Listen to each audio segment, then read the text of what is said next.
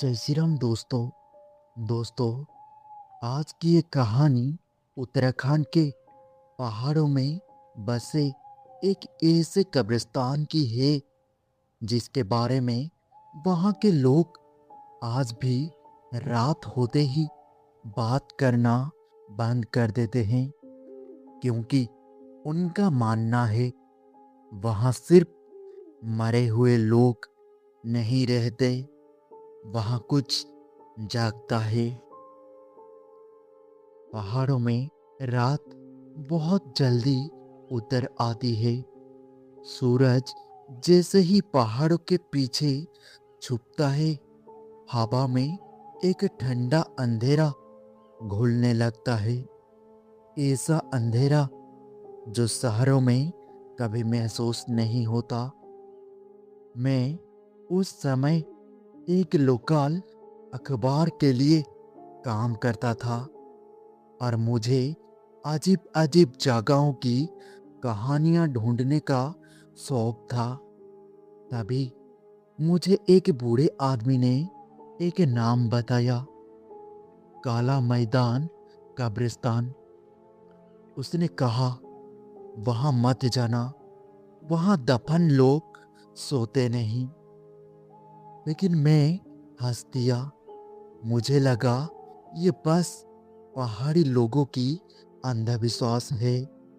लेकिन जब मैंने गांव के बाकी लोगों से पूछा, सबके चेहरे पर वही डर था, वही चुप्पी, जैसे किसी ने उनके गले पर हाथ रख दिया हो।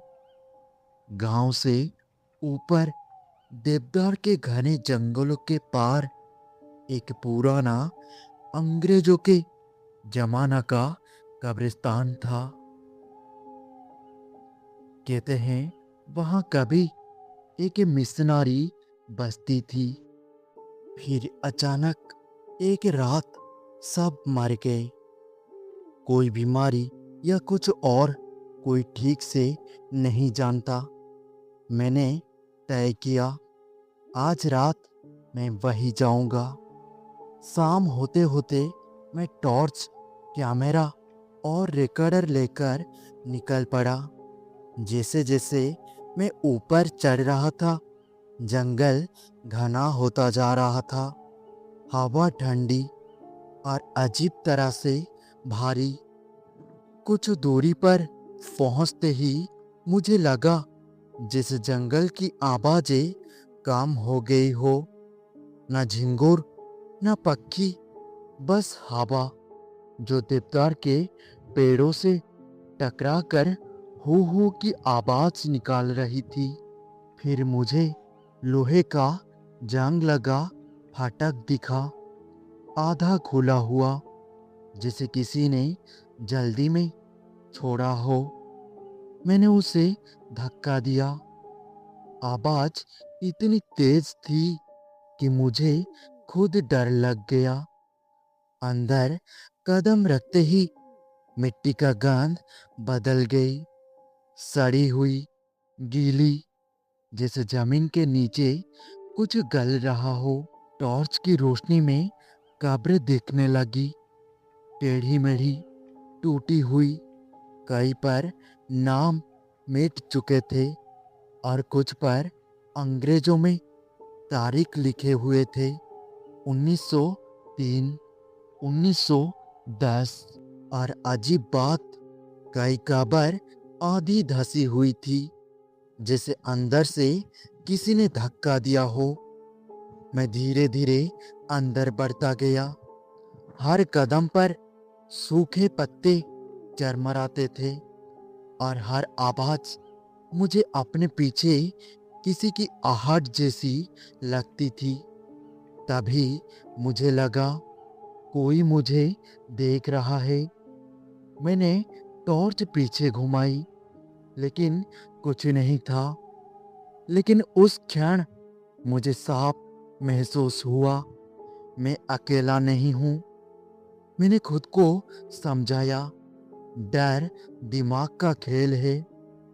लेकिन मैं एक पुरानी बड़ी कब्र के पास बैठ गया और रिकॉर्डर ऑन कर दिया ताकि रात की आवाज़ रिकॉर्ड कर सकूं।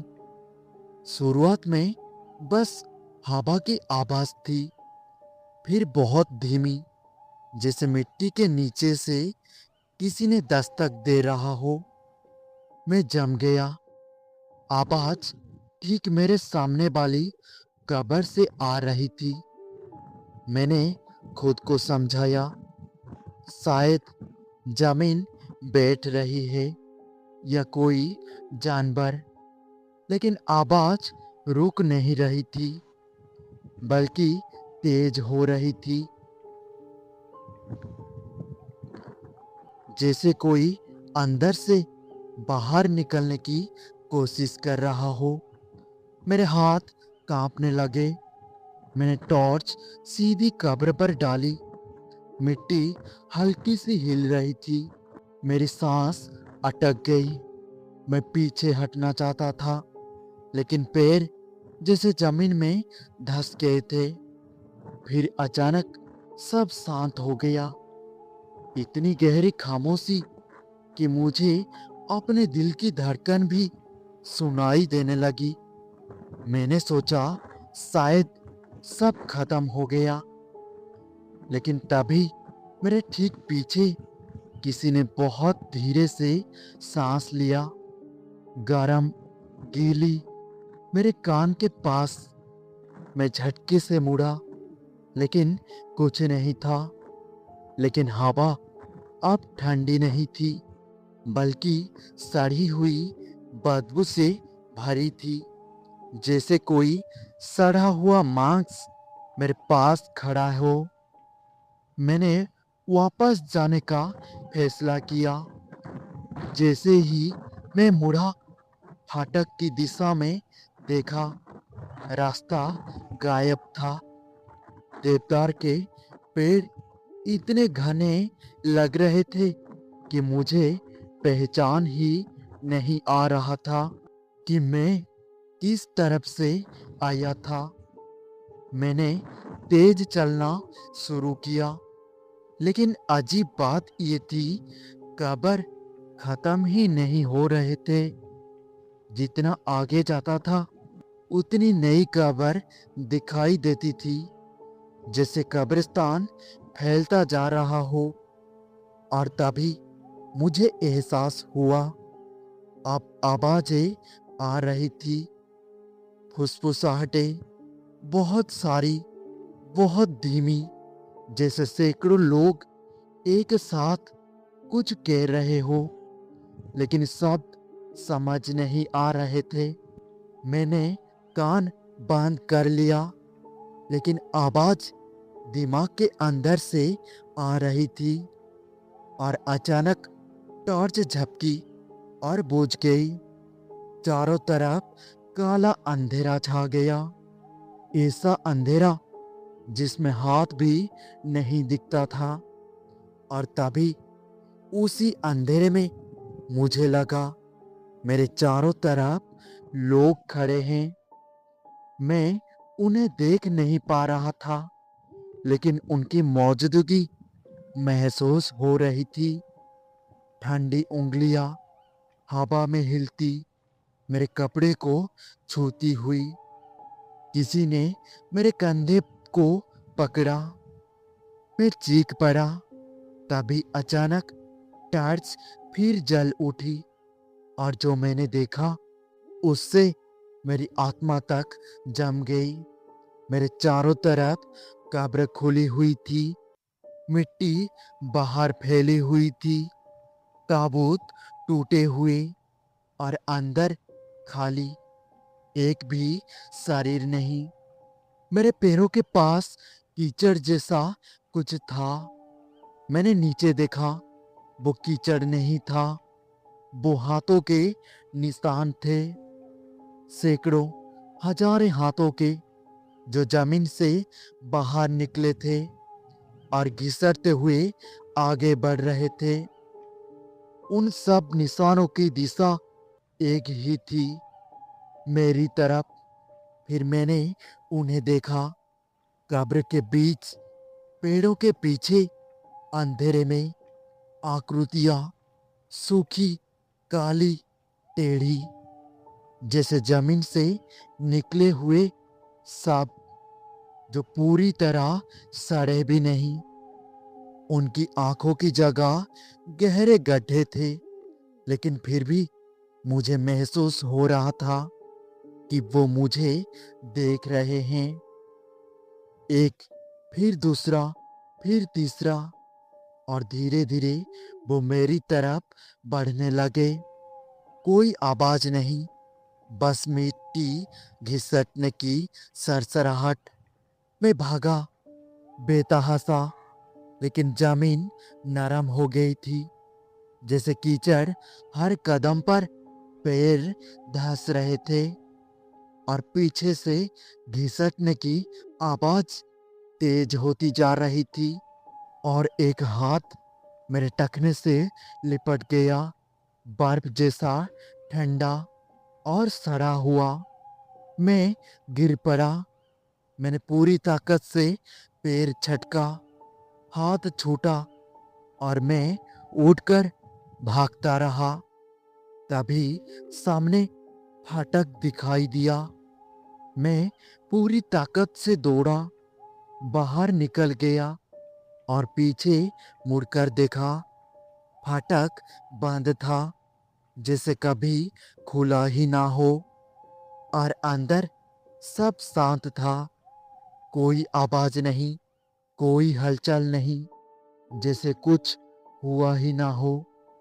मैं गांव पहुंचते ही बेहोश हो गया। जब होश आया, सुबह हो चुकी थी। गांव वाले मेरे पास बैठे थे। मैंने सब बताया। एक बूढ़ा आदमी धीरे से बोला, तुम बच गए क्योंकि सूरज निकल आया। रात पूरी होने से पहले जो वहां रहता है, उसे शिकार नहीं मिलता। मैंने पूछा, वहां क्या है? वो बोले, वो कब्रिस्तान नहीं, वो जगह है जहाँ मौत भी दफन है, और जो वहां दफन है उन्हें शांति नहीं मिलती। इसीलिए वो हर रात उठते हैं, किसी जिंदा को नीचे खींचने के लिए, ताकि उनकी जगह कोई और ले सके। मैंने उस रात की रिकॉर्डिंग सुनी। शुरुआत में हवा थी, फिर ठक ठक की आवाज, फिर फुसफुसाहट, और अंत में बिल्कुल साफ सैकड़ों आवाज एक साथ कह रहे थे, रुको रुको, हमारे साथ रहो, साथ रहो। आज भी जब रात गहरी होती है, मुझे कभी कभी वही आवाज सुनाई देती है, जैसे कोई मिट्टी के नीचे से बाहर आना चाहता है। और सबसे डरावनी बात, उस रात जब मैं भाग रहा था, मुझे पूरा यकीन है मेरे पीछे सिर्फ वो नहीं थे, कुछ मेरे साथ भी बाहर आया था, क्योंकि मेरे कमरे की जमीन पर आज भी गीले मिट्टी भरे हाथों के निशान दिखाई देते हैं। हर सुबह बिस्तर के थोड़ा और करीब। अगर तुम कभी पहाड़ों में किसी पुराने कब्रिस्तान के पास जाओ और वहां असामान्य खामोशी हो, तो अंदर मत जाना, क्योंकि कुछ जगहें मृतकों के लिए नहीं है, बल्कि जीवित लोगों को बुलाने के लिए बनी होती है। और जब वो तुम्हें पहचान लेती है, तो तुम्हारे नाम भी मिट्टी के नीचे लिख दिया जाता है।